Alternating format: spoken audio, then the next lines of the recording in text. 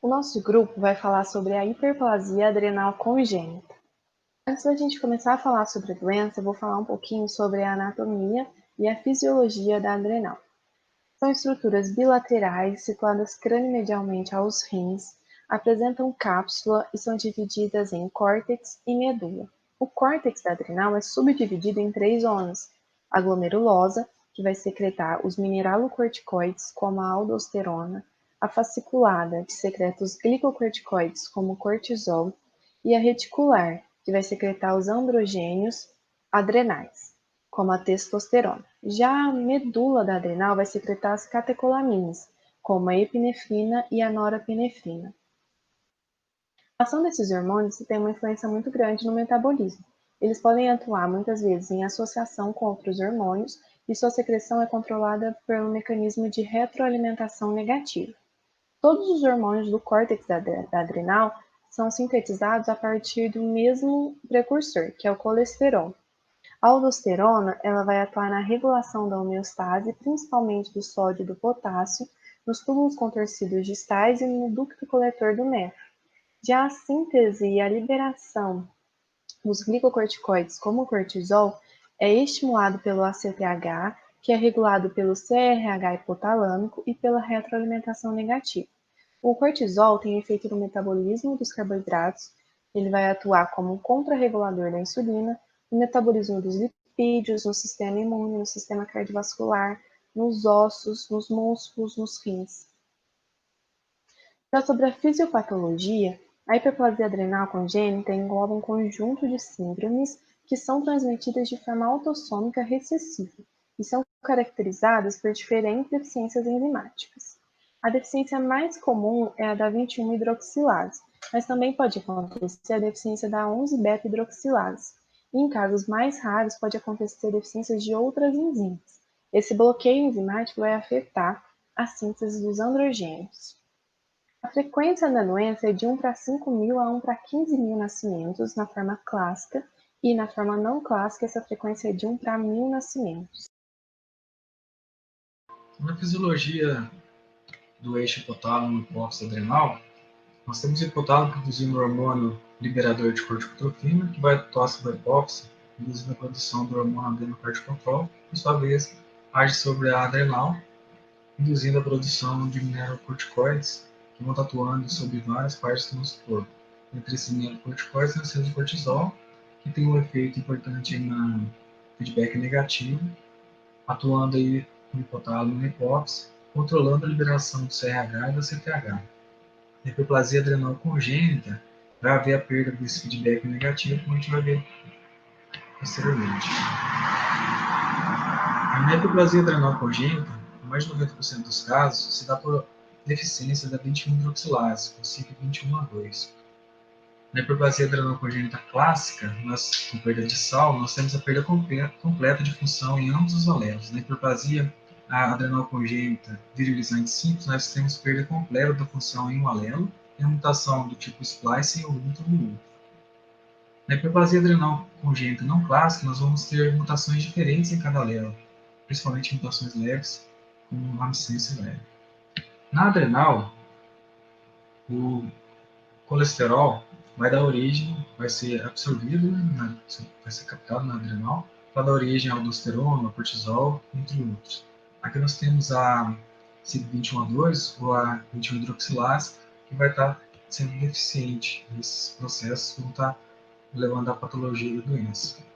Então, na zona glomerular, a falha aí da CYP21A2 vai levar à diminuição da aldosterona, né, como produto final, que vai levar à hiponatremia, pela diminuição da reabsorção de sódio urinário, consequentemente vai haver uma hipovolemia e níveis elevados de renina, podendo levar ao choque. Também vai haver uma diminuição da excreção renal de potássio, levando à hipercalemia.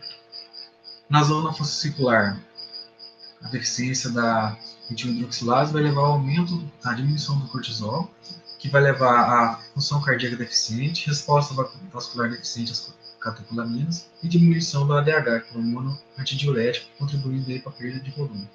E vai estar aumentando a 17-hidroxiprogesterona, pregnolona, e a progesterona, que são hormônios que têm efeito anti-mineralocorticoides.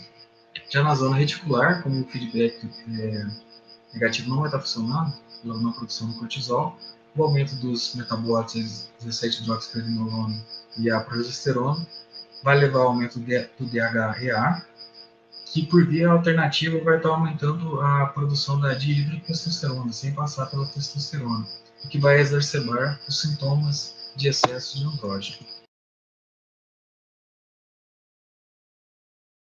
Olá a todos, meu nome é Matheus Steca. Aqui começamos com as manifestações clínicas da doença. Eu vou falar sobre a forma clássica virilizante simples e a gente começa diferenciando as formas clássicas das não clássicas.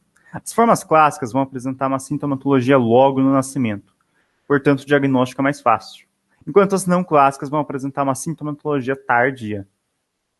A forma virilizante simples corresponde a 1/4 de todas as formas clássicas. Ela tem uma alteração na genitália, a preservação dos níveis de aldosterona, portanto não ocorre perda de sal, um cortisol baixo e andrógenos altos. Basicamente ocorre um desvio na rota metabólica, em que, como não é possível produzir cortisol, são produzidos andrógenos, a testosterona, por exemplo. Olhem essas duas moléculas, parecidas, todas derivadas do colesterol. O quadro clínico em pacientes 46XX é extremamente variável. Temos clitoromegalia, hirsutismo, características corporais masculinas, hipoplasia mamária, pomo de Adão proeminente, voz grossa, alterações menstruais e infertilidade. A literatura fala que, caso ocorra tratamento, a fertilidade pode chegar até 80%. Há também um crescimento muito rápido durante a infância e um fechamento precoce das epífises, resultando em um adulto pequeno e uma criança grande. A genitália externa virilizada é considerada uma ADS, uma anomalia do desenvolvimento sexual, enquanto o quadro de virilização progressiva, que ocorre se não ocorrer tratamento, é um quadro de pseudopuberdade precoce. À esquerda temos o hirsutismo, que é o crescimento excessivo de pelos nas mulheres, e à direita o que nós vemos? Baixa estatura, hipoplasia mamária, hirsutismo e características corporais masculinas em uma paciente que não foi tratada. E como a hiperplasia adrenal congênita é a causa mais frequente da genitália ambígua, em 1954 surgiu a escala do pediatra Andrea Prader para classificar os graus de virilização genital. Essa escala ela vai dos níveis 1 a 5, que contempla desde o aumento isolado do clitóris até uma fusão lábio-escrotal completa e a uretra peniana. Aqui a gente tem alguns exemplos de genitálias de acordo com a classificação de Prader. A primeira imagem a gente tem um exemplo da tipo 3, na segunda imagem a gente já tem um exemplo do tipo 4, e na última imagem a gente tem um exemplo do tipo 5, que é o maior nível de ambiguidade genital. E a gente tem que entender também que a genitália ambígua ela vai ocorrer por causa da exposição excessiva de andrógenos para o feto durante a vida fetal. E a quantidade de virilização que essa genitália vai passar vai depender de em qual época de vida intrauterina que esse feto foi exposto e a quantidade de andrógeno que ele foi exposto. Em pacientes 46 e XY, a virilização precoce ela vai resultar numa macrogenitossamia. O que é isso? Com a exposição contínua, alta taxa de andrógeno sem o tratamento adequado, e ainda na fase infantil, a criança vai cursar com aparecimento precoce de caracteres secundários masculinos, ela vai aparecer com pseudopuberdade sem aumento correspondente do volume testicular, e também vai ter uma baixa estatura final. E aqui na figura a gente pode verificar um menino que ele tem a forma virilizante simples da hiperplasia adrenal congênita. Meu nome é Matheus e eu venho falar sobre a forma clássica perdedora de sal da hiperplasia adrenal congênita. Ela é a forma mais comum e mais grave. Essa gravidade se dá à deficiência mais intensa de 21-hidroxilase comparada às outras formas, e se manifesta logo em recém-nascidos, devido à sua gravidade.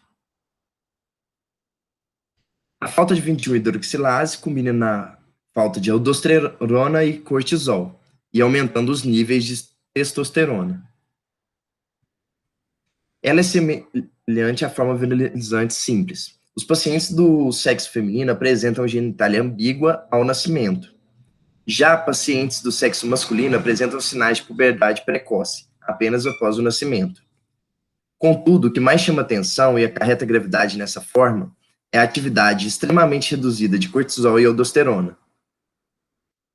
A aldosterona é responsável pela absorção de sódio e água, enquanto o potássio e hidrogênio é excretado. Tudo isso pela ENaC. O quadro clínico é caracterizado pela perda ponderal progressiva, inapetência, vômitos, hiponatremia, cianose, desidratação, letargia, hipovolemia, hipercalemia e dispneia. Destaca-se hiponatremia, hipovolemia e hipercalemia pela falta da ação da aldosterona. Existe um diagnóstico facilitado em meninas devido à genitália ambígua. Isso gera uma suspeita diagnóstica mais precoce. O diagnóstico é dificultado em meninos, pois não existe uma suspeita diagnóstica logo ao nascimento, nada que leve a uma suspeita diagnóstica. O diagnóstico precoce é essencialmente importante nessa forma da doença, para evitar a progressão para um choque hipovolêmico nas primeiras semanas de vida. A importância do teste de triagem para auxiliar no diagnóstico precoce, permitindo rápido tratamento e prevenção das mortes. Existe a dosagem de 17-hidroxiprogesterona para todos os recém-nascidos entre o 30º e 5º dia de vida, que é feito pelo popular teste do pezinho. Falar da forma não clássica da hiperplasia adrenal congênita, que tem prevalência de 1 para 1000 nascimentos, sendo uma das doenças autossômicas recessivas mais frequentes. A principal causa é a deficiência parcial da enzima 21-hidroxilase, que mesmo com atividade reduzida, permite a produção adequada de glicocorticoide e mineralocorticoide, mas acarreta no aumento de produção de androgênios, que vai gerar uma exposição contínua, mas de baixa intensidade nos primeiros anos. Então, a manifestação dos sintomas vai ser mais tardia, acontecendo no final da infância, da adolescência, na vida adulta, pode até não se manifestarem sendo assintomáticas. Mais das metades dos portadores da forma não clássica são heterozigotos compostos, ou seja, eles têm um par de alelo recessivo, mas um alelo codifica defeitos mais leves e outro mais severos na função da enzima. Então, o fenótipo vai estar relacionado com o genótipo, porque o alelo que tiver maior expressão enzimática é que vai determinar as características. Então, os sinais e sintomas da forma não clássica estão relacionados com o hiperandrogenismo, porque é o que está alterado. Nas crianças, vai ter pubarca prematura, que é o desenvolvimento de pelos pubianos, axilares e odor apócrino antes dos 8 anos nas meninas e antes dos 9 anos nos meninos. E vão ter também alta estatura, porque acontece a velocidade acelerada do crescimento linear e uma maturação esquelética avançada. Só que esse crescimento acelerado gera uma fusão epifisária prematura, o que acarreta numa baixa estatura na vida adulta. Só que esses sintomas nas crianças são mais visíveis nas portadoras da forma clássica. E já na adolescência e na idade adulta, os sintomas são mais visíveis nas mulheres, porque tem a presença de acne, hirsutismo, alopecia, ausência de ovulação, disfunção menstrual. E os homens, eles muitas vezes são assintomáticos, só vão descobrir que tem a doença depois de uma mulher diagnosticada na família. Também é importante que esses sintomas nas mulheres podem servir de diagnóstico diferencial para ovário policístico. Vamos falar agora dos achados laboratoriais e diagnóstico da RAC. Existem diferentes tipos de RAC, com causas diferentes e, consequentemente, apresentam diferentes achados laboratoriais. De acordo com o tipo de RAC, uma enzima diferente estará deficiente, consequentemente, o substrato específico irá se acumular no organismo, de acordo com a enzima afetada. E a quantificação e a constatação do aumento desse substrato é essencial para determinar o diagnóstico da RAC e do tipo desta. A RAC por deficiência da enzima 21-hidroxilase corresponde a 95% do caso de RAC e irá gerar um acúmulo de 17-hidroxiprogesterona, 17-OHP. Além disso, por consequência, aumento dos compostos androgênicos, que causam sintomas de virilização, como os na RAC. O diagnóstico das formas clássicas é feito através do teste do pezinho, e a coleta do sangue deve ser feita entre o terceiro e o quinto dia de vida. Na forma perdedora de sal, além do acúmulo de 17-OHP, também há hiponatremia, hipercalemia e aumento sérico da renina. O uso de glicocorticoide pela gestante pode reduzir a produção de 17-OHP no neonato, ocasionando resultados falsos negativos. Neonatos prematuros não apresentam maturidade adrenal completa, podendo ocasionar um aumento dos níveis séricos de 17-OHP e, consequentemente, um resultado falso positivo. A utilização de pontos de Corbs para avaliação do 17-OHP ajustados para a idade gestacional e para o peso do recém-nascido pode diminuir o número de casos falsos positivos. Aqui estão esses pontos de Corbs, segundo a NUPAD da Faculdade de Medicina do FMG. O diagnóstico da RAC não clássica primeiramente, o teste é feito em pacientes com diagnóstico sugerido, que são crianças com bubarca precoce, mulheres adultas com altas taxas de 17-OHP, mulheres com manifestações hiperandrogênicas, mesmo sem altas taxas de 17-OHP. O diagnóstico é confirmado através do teste da cortrosina, que é a injeção de ACTH sintético, espera-se 1 hora e depois vê o nível sérico de 17-OHP para ver se a pessoa tem a RAC. Tipos menos comuns de RAC correspondem a 5% dos casos de RACs e acometem outras enzimas. No caso, pode ser por deficiência da enzima 11-beta-hidroxilase ou da enzima 17-alfa-hidroxilase. Agora eu vou falar sobre o tratamento da hiperplasia adrenal congênita. A gente pode citar alguns objetivos, como suprir as deficiências de glicocorticoide e mineralocorticoide, controlar a produção de androgênios adrenais, prevenir crise de insuficiência adrenal, evitar a virilização dos genitais externos, prevenir desidratação por perda de sais, controlar o hiperandrogenismo, preservar a função gonadal e fertilidade e preservar a estatura final. Quanto aos glicocorticoides, eles são usados em pacientes com hiperplasia adrenal congênita na forma clássica, perdedora de sal ou não. É um fármaco esteroidal que reproduz a atividade de cortisol endógeno, controla os níveis de andrógenos e deve ser utilizado na menor dose possível para evitar efeitos adversos, como a síndrome de Cushing iatrogênico. Os glicocorticoides, os mais usados são a dexametasona, a prednisona e a hidrocortisona. Em gestantes com hiperplasia adrenal congênita, para evitar a exposição fetal ao glicocorticoide, são utilizados preferencialmente os que são metabolizados pela placenta, como a prednisolona ou a hidrocortisona. Já os mineralocorticoides, eles são usados em pacientes com hiperplasia adrenal congênita na forma clássica perdedora de sal, que tem o objetivo de normalizar a volemia e corrigir os distúrbios de sódio e potássio. O fármaco mais utilizado é a fludrocortisona.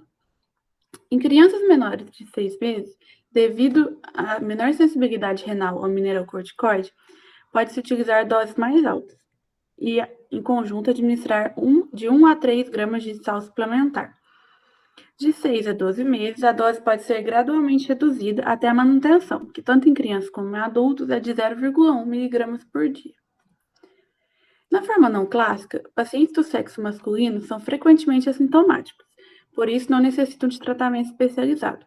Já em pacientes do sexo feminino que apresentam hiperandrogenismo, o uso de pílulas anticoncepcionais pode ajudar a reduzir a produção de andrógenos, além de haver correção cirúrgica em alguns casos. O tratamento deve ser feito ao longo de toda a vida em pacientes com hiperplasia adrenal na forma clássica. Até o 1º ano de vida, acompanhamento a cada 3 meses e em crianças com tratamento adequado a cada 4 e 6 meses. Deve-se levar em consideração os dados clínicos, a realização de novos exames laboratoriais, a verificação periódica das doses prescritas e a adequação do uso de medicamentos se necessário.